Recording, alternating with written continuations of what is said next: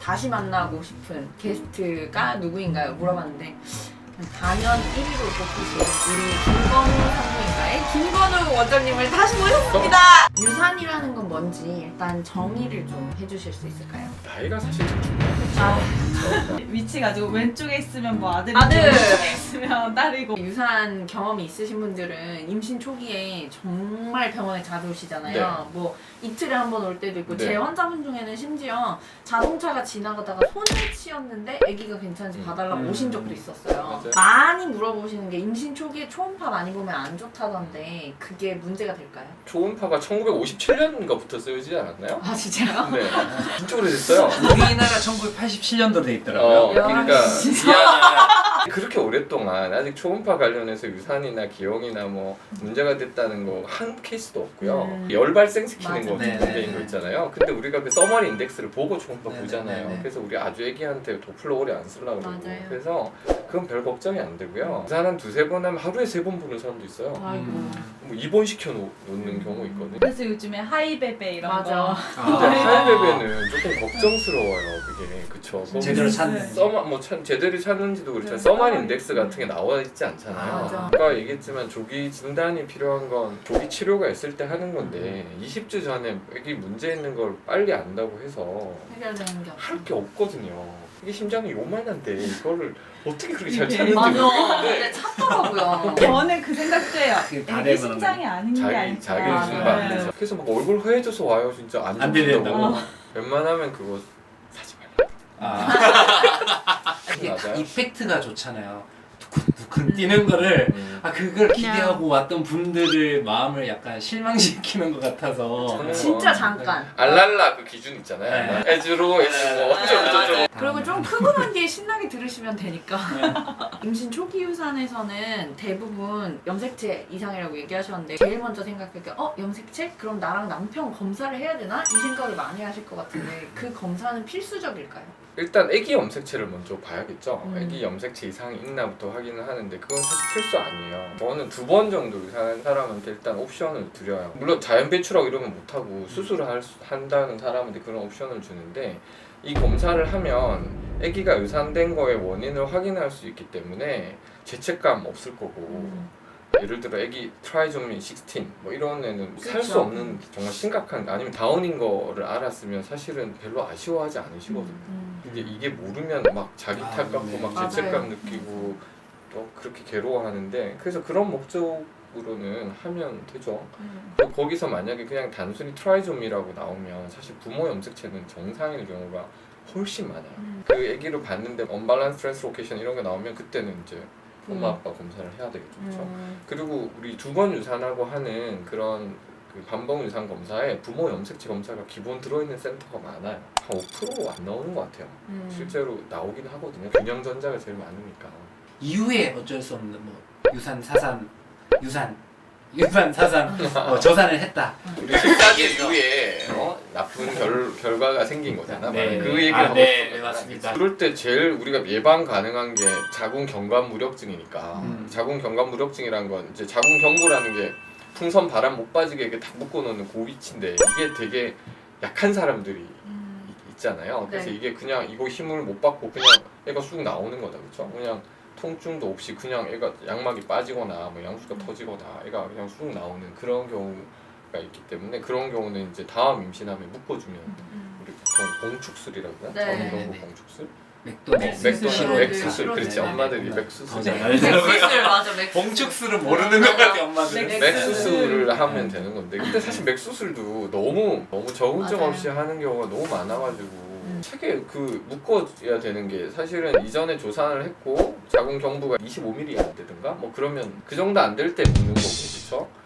이전에 조산을 하지 않고 자궁 경부가 25mm보다 안 되면 우리 질정 쓰잖아요. 프로제스테론 질정. 그 묶는 거 정말 조심해야 돼요. 맞아요. 그 묶는 거 자체도 뭐 묶고 난 뒤에 땡 이게 아니라 사실 수술하다가 양수가 터질 수도 있는 그럴 수도 거고 있고. 감염이 될 수도 있는 그리고 사실 조산이 엄마 입장에서 조산은 사실 자기를 프로텍션하는 과정일 수도 있어요. 우리가 감염에 대해서 많이 밝혀져 있으니까 조산의 하나의 원인으로 감염이 됐을 경우에는 그때는 사실 묶으면 큰일 나요. 그래서 묶기 전에 그런 평가를 하잖아요. 맞아요, 그래서 맞아요. 그런 거 없을 때 이제 묶는 거거든요.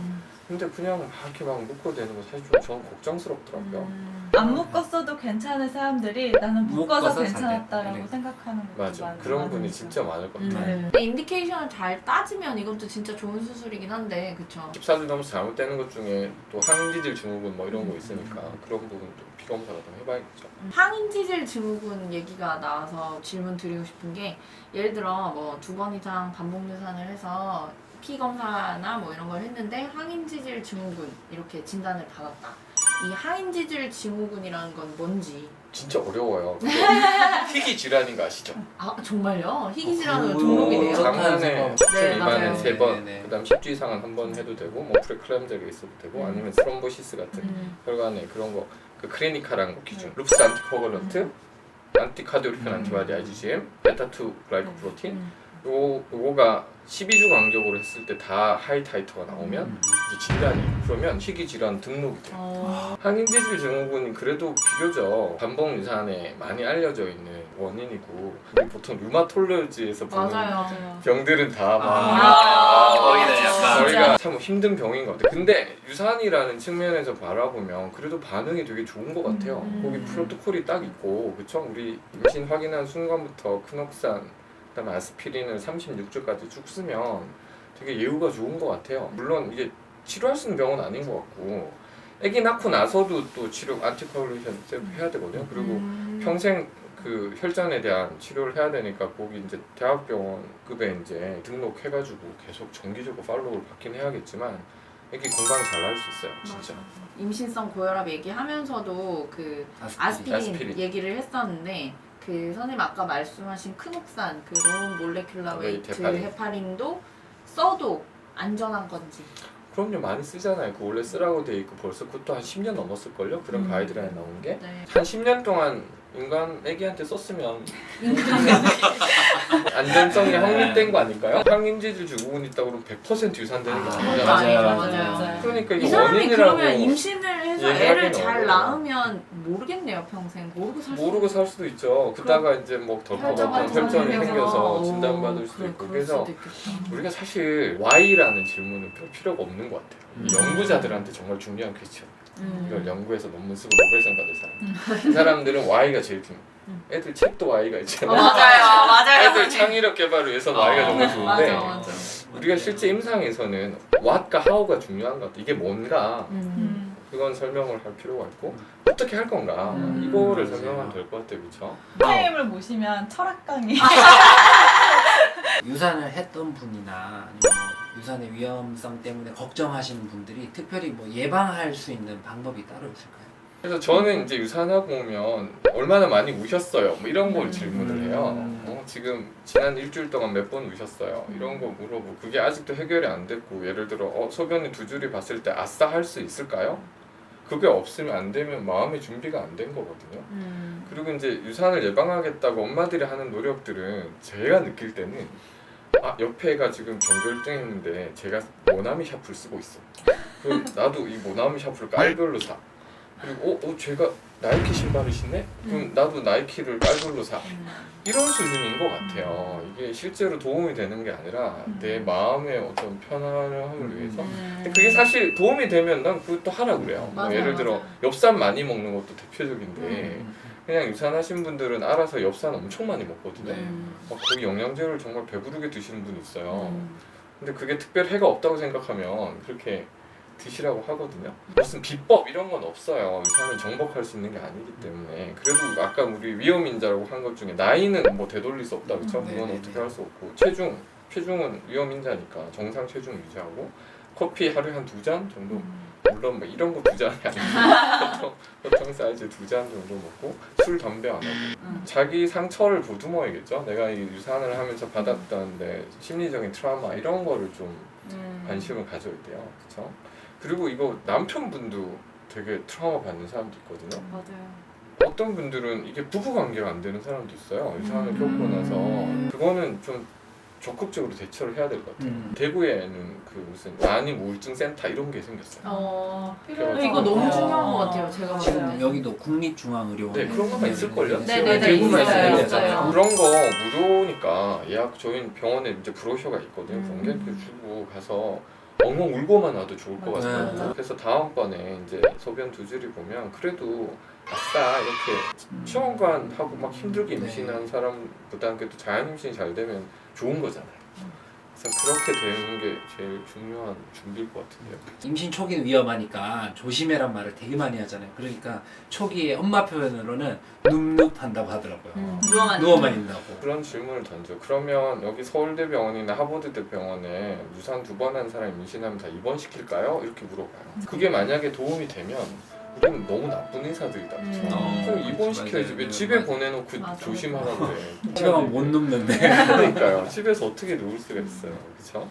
누워 있는 게 도움이 안 되니까. 우리 윌리엄스에도 그렇게 돼 있는데 베드레스트가 도움이 되는 순간이 한 3군데 있어요.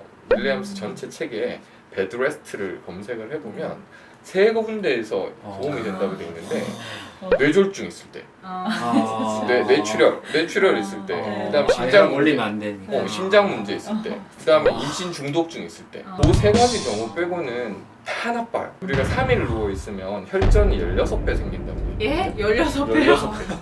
근데 우리 임신 초반에 크녹산, 아스피린을 쓰는 이유가 혈전을 이렇게 다운시키려고 나는 막 이렇게 노력하는데 자기는 집에 가서 혈전을 공장처럼 만들고 있으면 이게 무슨 같은 팀이냐고. 절대 눕눕하지 마시라고. 그냥 일을 하는 게 좋은 것 같아요. 더 맨날 인터넷 뒤지고 맨날 왼쪽을 또 막 왼쪽이 돌아다니고 차라리 다른데 집중하는 맞아, 게 맞아. 잊을 수 있어야 시간을 빨리 보내야 돼. 그래야 오늘 하루가 또 가고 그래서 내일 일을 되도록이면 하시고 일이 없으면 뭐 취미생활이라도 하라고 그러고 안티 스트레스 뭐 이런 것도 있다면서 막 이렇게 집중해서 막 금 따라 그리고 막 이렇게 맞아. 네. 좀 색칠하고. 막 금모가 그런 거.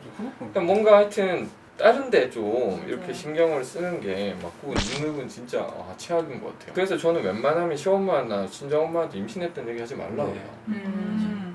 저 심장박동 보면 시어머니 말씀드려요. 그렇게 얘기를 하거든요. 아니, 어른들이. 심이죠. 어른들이 계속 맞아요. 누워 있으라 그러거든요. 맞아요. 근데 그건 정말 최악이에요. 아니, 너무 격한 운동만 아니면 진짜 잘 막 테니스 치고 막 이런 근데 스키 타고 이런 임신 거 중에 하지 말아야 되는 운동이 급격한 방향 전환을 보고 음. 테니스나 스키는 그런 스키는, 면에서 안 되는 그렇죠. 거죠. 나머지 다른 운동은 뭐 유산소 운동. 이렇게 어떤 분은 암벽 그냥 잘 모르겠어. 그건 좀 유나이티드 뭐 그거 약간 다른 조금 거죠. 안암까지 보이고 난 뒤에 뭔가 이렇게 안 돌아가면 미스트. 이거는 뭐 그러니까 사실 의학적으로 옛날 필요한- 용어여서 그걸 그런 굳이 거 그렇게까지 우리한테 필요해서 정리를 하는 느낌인데. 논문을 쓸 그런 게 굉장히 필요한데 논문을 쓸 게 아니라면 굳이 그렇게까지 뭐 세분화해서 나눌 필요는 없지 않을까요?